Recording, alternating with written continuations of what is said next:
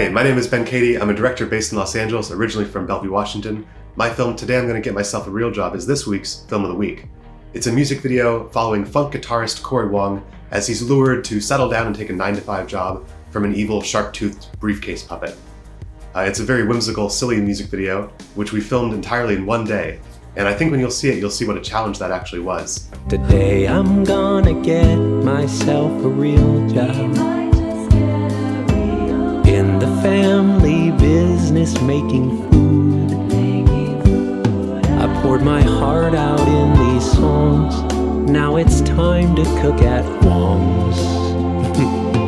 I think someday I might just get a real job. This project was the most carefully planned, down to the exact timing of each shot of any project I've ever done. We timed, for the most part, the exact duration of each shot ahead of time, the exact composition, and we created a full video animatic that was very accurate before we filmed. Of course, planning this much isn't the only way to work. Sometimes it can be great to work organically, to improvise on set, to find and discover new things in the editing room. But for this project, because we had such a short amount of time on set, and because it was so ambitious in terms of choreography, puppets, green screen stuff, we really felt that we needed to plan it so specifically so that every single minute on set, we knew exactly what we were doing. So doing a full animatic is not necessary or even the best idea for many projects, but for a project where you have a lot of moving pieces that you're trying to film in a short amount of time, for me it made sense. The process began when I first heard Cory's song and started talking to him creatively. So the first idea that I had that I sort of latched onto and went with was a evil puppet briefcase trying to seduce Cory into going corporate and giving up his dreams of playing guitar. And this idea was the seed that the entire concept for the rest of the video grew out of. I began by storyboarding. I did a combination of very rough, drawings that I scanned with my phone. And then for some shots, I just downloaded pictures of the internet that were similar. Storyboards don't have to be pretty. They don't have to look great. They're really just a tool for communication.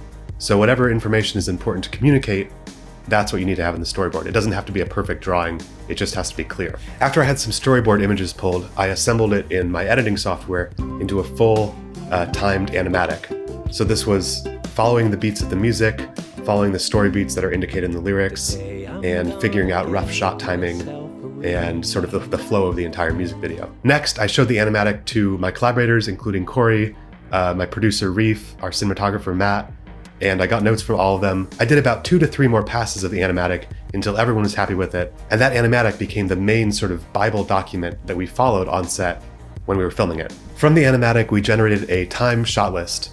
So very much like a normal shot list, this included shot number, the location, the actors, but the shot list also included information about the lyrics that the shot corresponded to and the exact time code from the song that the shot matched up to.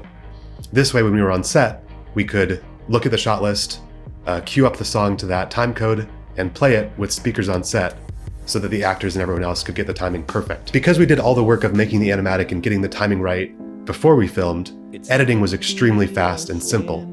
The edit very closely matched the animatic. The final cut was very similar to the first cut, and everything just sort of fell into place the way we planned it, which was great. One caveat to all of this is that we did film some extra footage, which we knew that we could use anywhere we needed to in the video.